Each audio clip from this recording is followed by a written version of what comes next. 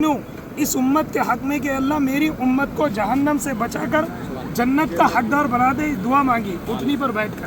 تو اللہ سے یہ دعا کرے کہ اللہ جیسے آپ نے ہمیں عمرے کے لیے اس دربار میں اور اس میدان میں آنے کی توفیق دی، انشاءاللہ ہم اسی میدان میں آ کے حج کو بھی ادا کریں گے انشاءاللہ. اس لیے کہ نبی علیہ الصلوۃ والسلام نے ارشاد فرمایا جن لوگوں پر حج فرض ہیں اور اس کے باوجود وہ حج نہ کریں تو اللہ کے رسول نے فرمایا ایموت یہودیا او نصرانیا، مجھے کوئی پرواہ نہیں ہے کہ وہ میرا امتی ہو کر مرے یا یہودی یا نصرانی ہو کر مرے، ہے نا. اس لیے ہم ارادے کریں، عزائم کریں.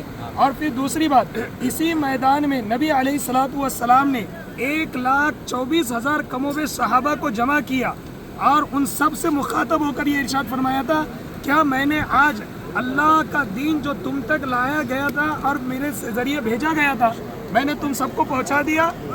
سارے صحابہ نے بیک وقت زبان سے یہ کہا تھا کہ آپ نے پہنچا ہی نہیں دیا بلکہ اپنے حق بھی ادا کر دیا. تو اللہ نے اسی میدان میں قرآن کی آخری آیت الیوم اکملت لکم دینکم واتممت علیکم نعمتی ورضیت لکم الاسلام دینا، کہ میں نے دین اسلام کو تمہارے لیے منتخب کر دیا اور مکمل کر لیا. اب اس کے علاوہ کوئی بھی دین لے کر آئے گا وہ اللہ کے یہاں قابل قبول نہیں ہوں گا. تو اب ہم خود دیکھیں کہ ہم وہی اللہ اور اس کے رسول کے دین پر چلنے والے ہیں یا پھر ہم نے اپنے خود من گھڑت دین بنائے رکھے. یہ ہر آدمی دیکھ لے، اگر ہم نے من گھڑت دین اپنے طور پر بنائے رکھے ہیں تو اس میدان میں آ کے توبہ کریں کہ آپ ہم نے ابھی تک اپنے کانوں سے سنا تھا، اے اللہ اب ہم نے اپنی آنکھوں سے بھی دیکھ لیا، اب ہم وہ من گھڑت دین سے توبہ کرتے ہیں اور ایک سچے اور پکے ایمان والے بن کر زندگی بسر کریں گے انشاءاللہ. اور اسی میدان میں جب نبی علیہ الصلوۃ والسلام کی زبانی یہ الفاظ نکلے، حضرت ابو بکر کے آنسو ٹپک رہے. صحابہ پوچھ رہے ہیں کہ آپ کیوں رو رہے ہیں؟ فرمایا کہ نہیں، آج نبی کے خطبے نے رلا دیا. ایسا لگتا ہے کہ میرا رسول آج میری آنکھوں کے سامنے سے جانے والا ہے.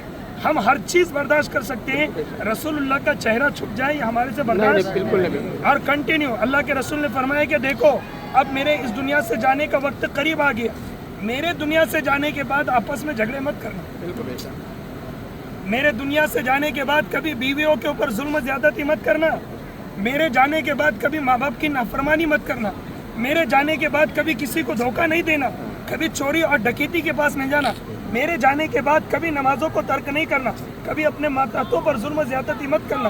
ایسا خطبہ تھا نبی علیہ الصلوۃ والسلام کا کہ سارے صحابہ ہچکیاں مار کر رونے لگ گئے. یہ وہ میدان ہے. اس لیے اللہ کا فضل ہے، اللہ نے اپنی بلبوتے پر ہمیں یہاں بلایا، پیسوں کے بلبوتے پہ نہیں بلایا. ہم سے کروڑوں روپے لوگ لے کر بیٹھے ہوئے ہیں، ADR رگڑ رگڑ کے مر جا رہے ہیں لیکن ان کو یہ سعادت نصیب نہیں ہو رہی. آپ کو یہ سعادت ملی ہے، آپ یہاں سے عزائم اور ارادے کر کے جائیں گے کہ جو دین اللہ نے ہم تک پہنچایا ہے تکلیفوں کے بعد انشاءاللہ ہم اس دین پر خود بھی قائم رہیں گے اور تا دم حیات جتنے بھی لوگ ہمارے سامنے آئیں گے ہم ان سب کو بھی دین پر لانے کی فکر و محنت کریں گے سب انشاءاللہ. اللہ عمل کی توفیق عطا فرمائے. چلو دعا کر لو. اللہم لک الحمد کلہ ولک الشکر اللہم لا احصی ثناء علیک انت کما اثنیت علی نفسک. ربنا ظلمنا انفسنا وان لم تغفر لنا وترحمنا لنكونن من الخاسرین. اللہ ہم گناہ گار ہیں، خطا کار ہیں، سیاہ کار ہیں اللہ، لیکن آخرکار تیری تو اللہ دور سے سمجھ میں آیا، دیر سے سمجھ میں آیا لیکن اللہ تو ہی تو سمجھ میں آیا. اللہ تیرے دربار کے علاوہ کون ہے جو ہمارے گناہوں کو معاف کر سکتا ہے؟ اے اللہ ہم بڑے پاپی ہیں، بڑے گناہ گار ہیں، خطا کار ہیں، سیاہ کار ہیں. اے اللہ تیرا رزق کھا کر تیری نافرمانی کرتے ہیں، تیرے دھرتی پر چل کر تیری نافرمانی کرتے ہیں. اے اللہ آج اگر کسی کے گھر پہ مہمان بن کے چلے جائے اس کی نہ مانے تو دوبارہ وہ اپنے گھر میں نہیں بلاتا. اے اللہ آپ کتنے رحیم و کریم ہیں، آپ تو 5 وقت اپنے دربار میں ہمیں بلا رہے پھر بھی ہم بھاگ رہے. اے اللہ ہم توبہ کرتے ہیں کہ ہم 5 وقت جماعتوں کے ساتھ نمازوں کا اہتمام کریں گے.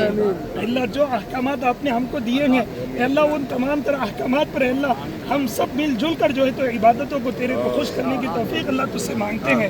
اے مولا کریم کئی دن ہو گئے اے اللہ تو آپس میں بھائی جس نے اپنے کو چلنا سکھایا، اے اللہ ہمیں پڑھنا سکھایا، اے اللہ اس کے باوجود ایک چھوٹا بڑے کو دیکھنے کو تیار نہیں ہے. اے اللہ جس ماں نے اپنے چھاتی کا خون ہمیں پلایا ہے اے اللہ ہم ان کو بھی اپنی ماں سمجھنے کو تیار نہیں ہے. اے اللہ ہم کیسے تیرے نبی کے سامنے کھڑے رہ سکیں گے؟ اللہ تیرے نبی کے پاس میں ہم جائیں گے تو کیا منہ لے کر جائیں گے؟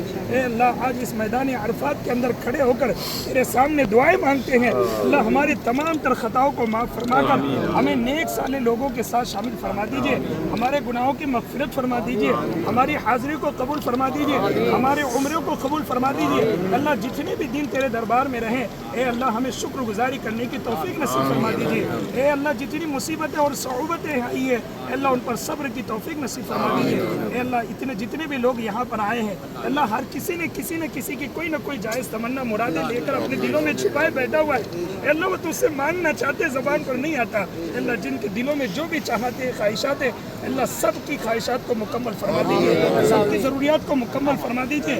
جو بیمار ہیں اللہ ان کو شفائے کاملہ عاجلہ مستمرہ نصیب فرما، جو مرحومین ہیں جو دنیا سے جا چکے ہیں اللہ سب کی مغفرت فرما دیجیے، اللہ سب کی مغفرت فرما دیجیے۔ اے اللہ جو بیمار ہیں ان کو شفائے کاملہ عاجلہ مستمرہ عطا فرما، اللہ جن پر حج فرض ہے اللہ ان کے حج کی سعادت اور توفیق نصیب فرما دیجیے۔ اے اللہ جو مانگا گیا وہ بھی نصیب فرما، جو مانگنے سے رہ گیا جس کو آپ ہمارے لیے مناسب سمجھتے ہیں وہ بھی پیارے آپ کا تاجدار مدینہ حضرت محمد مصطفیٰ صلی اللہ علیہ وسلم کے صدقے میں ہم سب کو عنایت فرما۔ جزا اللہ عنا محمد صلی اللہ علیہ وسلم۔ سبحان ربک رب العزت عما یصفون وسلام علی المرسلین والحمد للہ رب العالمین۔ چلیے آپ سیدھا روانہ ہو جائیں، اب سیدھا